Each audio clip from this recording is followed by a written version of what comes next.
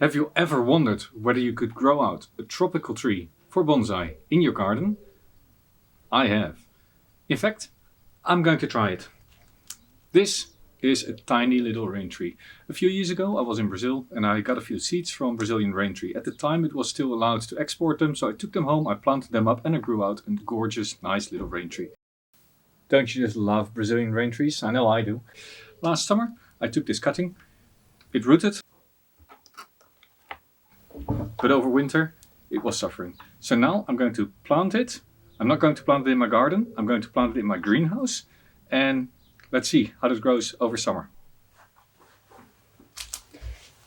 Chili plant, garlic plant, horse manure, planting hole. That's what we need, a planting hole.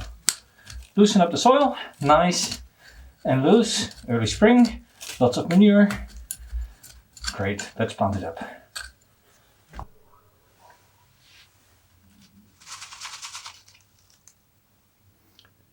Nice, healthy roots. Just gonna plant it like this, not gonna put anything below it.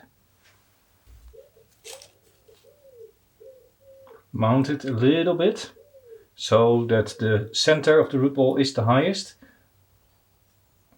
Roots relatively spread out, soil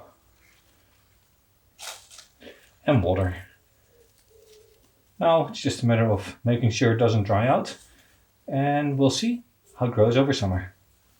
Great experiment. So it's July. Leaves are unfolding. Let's see.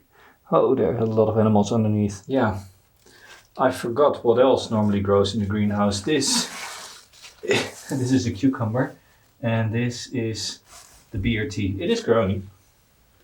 Let's find another angle. There we go. You see, it is doing quite well. Might be a little hard to see. This is actually one of my sweet potatoes. Let's hope that they still make fruits. This is my cucumber, and this here is the little rain tree. It is substantially bigger than in spring, but not as much as I'd hoped for. Now let's see whether the roots go very deep or whether I can just pull it out just like this. Maybe I need a spade. No, it seems to have disconnected. There we go.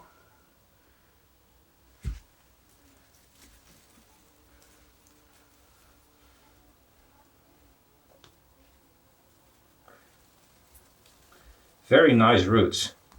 Look at that. This is a gorgeous root ball, nice and flat. Let's get this planted up quickly before they dry out.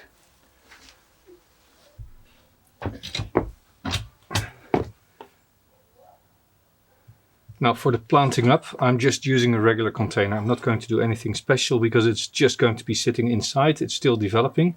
Some old pieces of mesh, and then always there's not a lot of strong roots on here, right? So how do you then connect it to a pot? So what I like to do, I take a thick piece of wire, hooked, so it fits in here. Then make the next bend so it fits right around through the next hole. Just like that. Now you can push it through the pot. Quite simple. You take your old pieces of mesh and you squeeze those over the wire. Still quite simple, right? And now the little trick comes. Once this is done, just like that, make sure the holes are covered. Pull the wire up, make sure it is flush against the bottom of the pot, and then push one side of the wire down.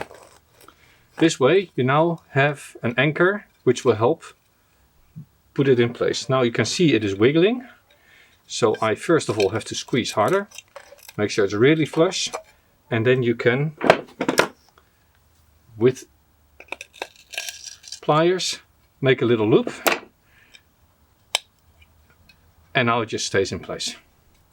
I'm using a bit of old substrate, might be quite a bit of organics in there, fine grained, from healthy plants of course. Put a bit of substrate in the pot, just as usual. I don't want to plant it too deep because of waterlog. Now this has quite healthy roots, and what I would like to do is reduce those a little bit, but not too much. I want fresh, healthy, white root tips everywhere. but I want to further develop those roots on the inside. I want to develop the nabari. Now pay attention, the plant is leaning in a certain direction, so it should grow over the pot instead of away. Then when planting, of course, you take the roots and you spread those out fairly evenly, so that they at least do not rotate around each other. And at this point you have to be a little bit creative, and you just take the wire and, without putting too much pressure on the leaves or the branches or the trunk, create a loop that gently holds this in place. Just like that. This is enough for the first couple of weeks so the plant can settle in, can start growing. Now you can easily manipulate the roots and really put them in place, and then just cover them up with a bit of substrate.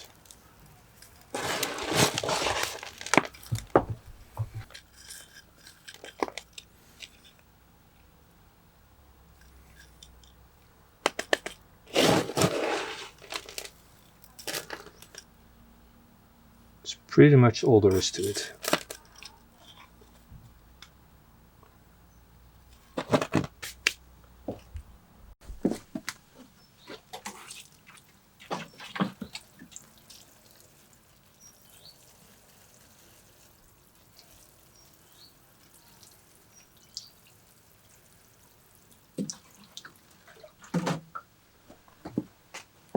Now keep in mind, Brazilian rain trees do not really like this sort of work. They really start complaining. So after this work, I'm now going to put it back in exactly the same environment as it was in my greenhouse.